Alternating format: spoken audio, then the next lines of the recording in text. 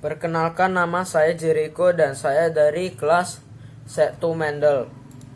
Banyak di antara kita tidak tahu arti sesungguhnya dari iman. Iman adalah percaya. Iman adalah karunia Allah yang diberikan di dalam hati oleh Roh Kudus yang menghidupkan dan memandu semua kemampuan kita menuju suatu tujuan. Iman didefinisikan sebagai dasar dari segala sesuatu yang kita harapkan dan bukti dari segala sesuatu yang tidak kita lihat. Jadi segala sesuatu itu iman adalah dasarnya. Dan jika kita mau mencapai suatu tujuan yang kita inginkan, ya dasarnya juga iman. Setiap orang menilai iman secara berbeda, yang akan dirasakan sukar bahkan tidak mungkin untuk menunjukkan dengan cara-cara yang tampak. Ini merupakan hal mempraktikkan iman, latihan sukarela yang memampukan kita untuk bertambah dan mempercayai kebenaran-kebenaran besar yang Allah berkenan nyatakan. Yesus sendiri beriman, "Berbahagialah mereka yang tidak melihat namun percaya." Maksudnya adalah kita hidup itu tidak hanya melihat gitu, tetapi kita harus percaya. Pengertian iman ada dua. Yang pertama adalah iman dalam perjanjian lama dan yang kedua adalah iman dalam perjanjian baru. Menurut Alkitab, yang ada pada perjanjian lama menyebutkan bahwa kata iman digunakan untuk menggambarkan suatu keadaan ketika seseorang memiliki rasa percaya untuk bersandar pada sesuatu atau seseorang yang dapat diandalkan karena dianggap benar. Jadi maksud dari sini adalah dalam perjanjian lama, iman itu tidak harus percaya kepada Yesus atau sebagainya, melainkan percaya kepada orang yang memiliki sikap yang lebih baik, yang bisa diandalkan, yang bisa dicontohkan. Iman dalam perjanjian lama tidak menekan aspek pengetahuan atau pemahaman, tetapi lebih menekan kepada keyakinan atau perasaan atau bersifat rasa kepercayaan. Jadi iman itu dalam perjanjian lama itu ya tidak melihat aspek kayak pengetahuan gitu ya, kayak karena dia pintar, orang itu pintar gitu, enggak. Tetapi melainkan sikapnya dan yang lihat itu percaya gitu. Contoh pengertian iman dalam perjanjian lama. Jika seseorang dan yakin bahwa temannya dapat diandalkan, itu sudah dianggap benar dalam perjanjian lama. Karena pada saat itu iman tidak menekan aspek pengetahuan. Mengapa bisa demikian seperti ini? Karena saat itu pengetahuan dan teknologi belum jauh. Jadi mereka belum tahu yang namanya Yesus. Jadi saat itu diperbolehkan bahwa orang percaya kepada orang lain yang dianggap benar dan bisa diandalkan. Pengertian iman dalam perjanjian baru. Alkitab perjanjian baru menggunakan bahasa Yunani yang kemudian diterjemahkan ke dalam berbagai bahasa. Kata iman dalam bahasa Yunani merupakan kata sifat. Jadi kata iman itu sebenarnya bukan bahasa Indonesia gitu, bukan, tetapi bahasa Yunani. Bahasa Yunani yaitu kata sifat.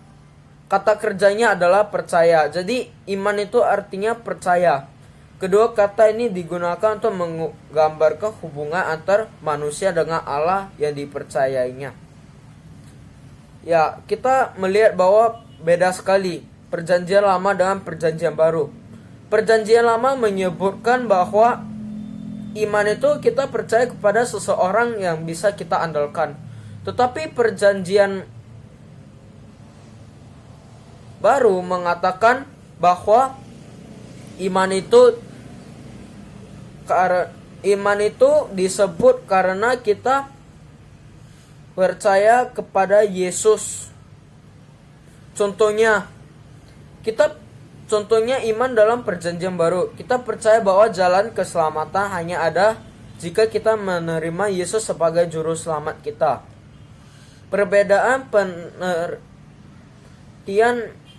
iman dalam perjanjian baru dan perjanjian lama, dan mengapa bisa demikian. Perjanjian lama ya kita tahu.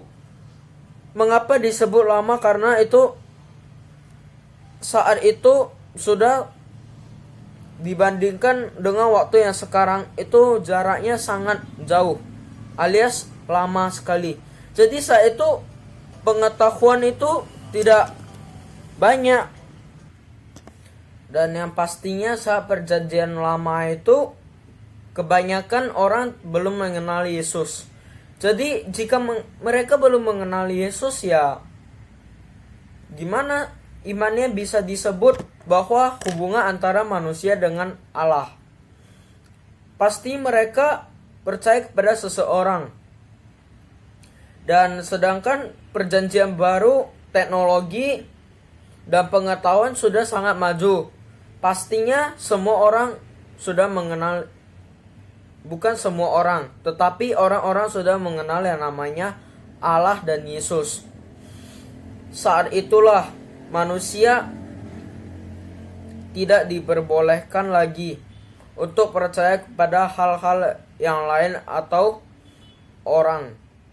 Tidak boleh mengandalkan orang, tapi percaya mungkin masih bisa. Tetapi Alkitab tertulis di Alkitab bahwa kita tidak boleh percaya dan mengandalkan orang lain.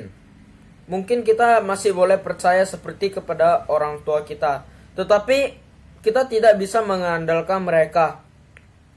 Kita orang satu-satunya yang bisa kita andalkan adalah Yesus. Manfaat iman: mempercayai apa yang kita lihat dan pahami akan mengatakan manfaat. Percaya pada apa yang tidak terlihat dan hanya dipahami secara samar-samar mendatangkan manfaat yang lebih besar. Ada banyak hal di alam semesta ini yang tidak kita percayai, tapi tanpa harus kita pahami sepenuhnya. Kita percaya karena kita mendapatkan buktinya dari orang lain, meskipun bukan dari panca indera kita sendiri. Iman yang begitu saja percaya pada apa yang bisa ia lihat, pahami, jelaskan, dan tunjukkan sama sekali bukan iman. Tujuan iman: tidak seorang pun melihat Allah, akan tetapi semua orang percaya kepada kehendak Allah. Inilah alasan kenapa kita diminta untuk menggunakan seperti percaya feeling kita. Karena kita tidak dapat melihat Allah. Meskipun kita tidak bisa melihat Allah, kita tidak boleh bilang bahwa Allah itu tidak ada. Tapi kita tentunya bisa merasakan bahwa Allah itu ada. Seperti damai sejahtera, kebebasan, itu semua pemberian dari Allah. Tanpa Dia kita tidak akan merasakan hal itu. Hal-hal dalam dunia rohani tidak dapat ditunjukkan melalui perantara-perantara material, melainkan hanya bisa melalui perantara-perantara rohani.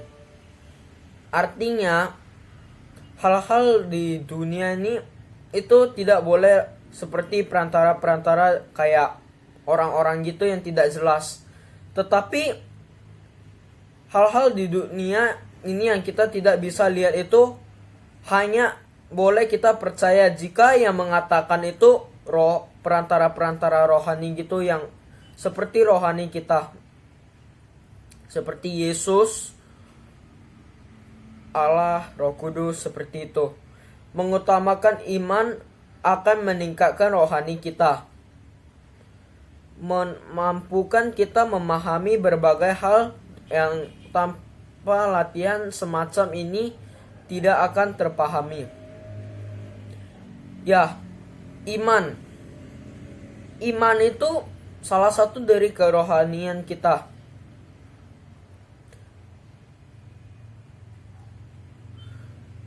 Jika kita tidak latih terus-menerus, kita tidak akan paham apa itu iman. Seperti pelajaran, inilah mengapa sebulan sekali guru atau sekolah mengadakan seperti ujian ulangan.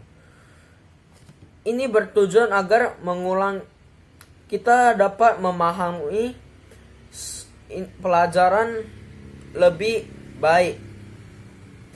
Makanya diperlukan pengulangan. Manusia tidak sempurna. Makanya kita perlu latihan yang banyak agar hal yang kita pelajari ini tidak sia-sia dan lebih baik.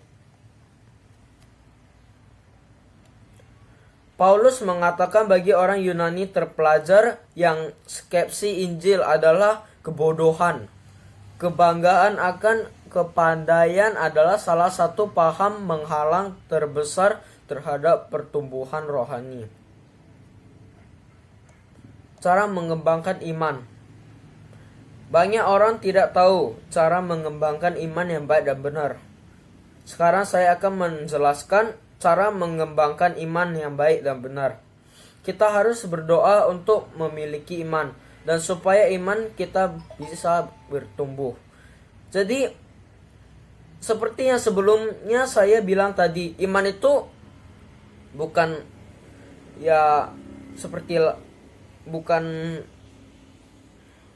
gimana ya?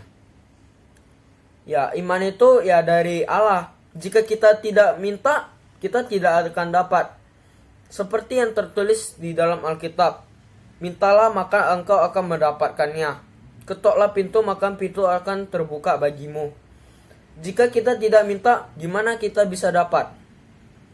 Makanya diperlukan berdoa yang rajin dan rutin kepada Allah supaya kita bisa mendapatkan iman. Jika kita sudah mendapatkan iman, kita harus mempertahankannya dan melatihnya dengan cara rajin berdoa supaya iman kita itu tumbuh. Iman kita juga akan diperkuat dengan selalu meningkat janji-janji Kristus yang berulang kali diucapkan bahwa doa-doa kita kepada Bapa. Bapa yang maksud di sini adalah Yesus Kristus. Dalam namanya pasti akan dijawab kalau kita memintanya dengan iman dan percaya sewaktu kita memintanya. Sekian penjelasan tentang iman dari saya. Salam sejahtera. Terima kasih telah nonton.